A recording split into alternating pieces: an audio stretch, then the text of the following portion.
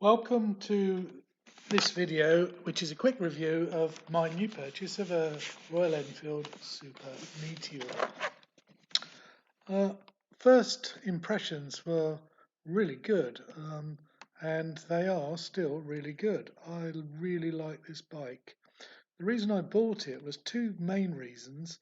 One was comfort. I have trouble bending my knee for most bikes, and second was just an upgrade on my Himalayan, which I've started to find that really, as I ride 90% on A roads, it just wasn't powerful enough, basically.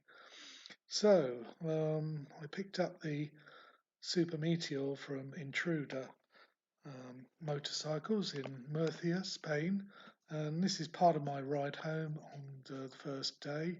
And the bike pulled really well.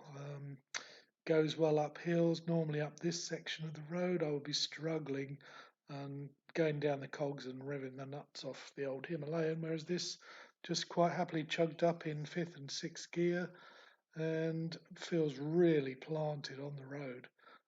Going round these sort of smooth flowing corners is just where the bike seems to be designed for.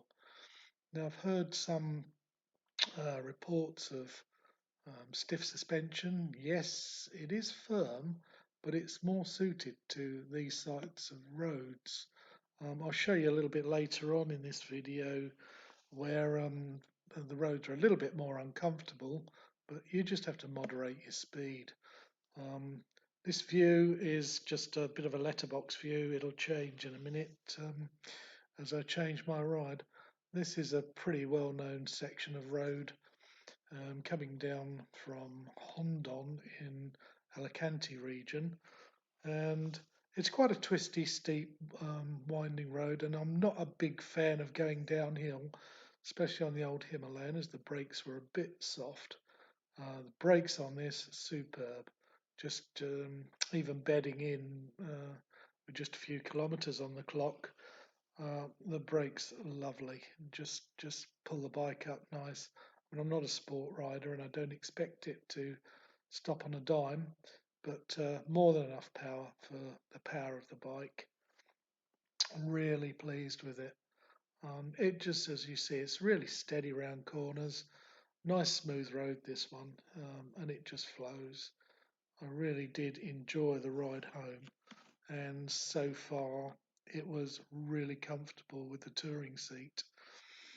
I did notice a little bit of tension in the shoulders when I finished this ride, but new bike, and obviously I'm a little bit more cautious on it, as well as running it in. Um, but say it's just smooth. You can roll on, roll off the throttle. There's enough torque in the engine to slow it down as well, just riding smoothly. And as I say, this bike just impressed me from the get-go. The build quality really good on it, and the fit and finish seems to be excellent. Although there's no sharp edges on anything, it's all nicely tooled. The suspension I'm pretty impressed with. This road here is a little bit more bumpy, and I've changed to a helmet cam, but as you can see, the bike just pulls no problem overtaking. Um, and this is not the best of roads, and it's not too bad. Here's another overtake on a bit more of a straighter road.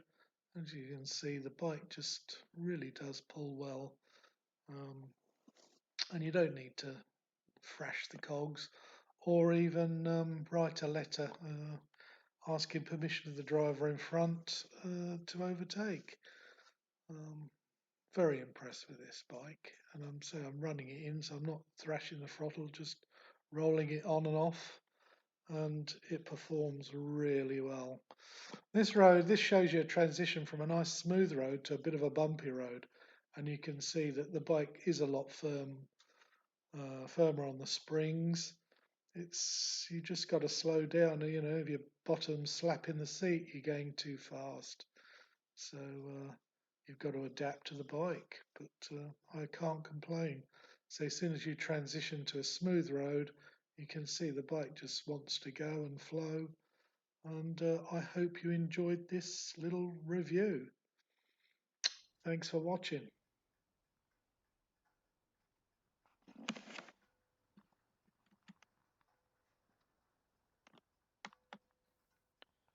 My apologies for the video quality and the sound. As I say, I'm not really a vlogger. This is just my opinion and my experience of the bike so far. I hope you enjoyed the video, and maybe I'll add some more if you like them. Thanks again. Bye.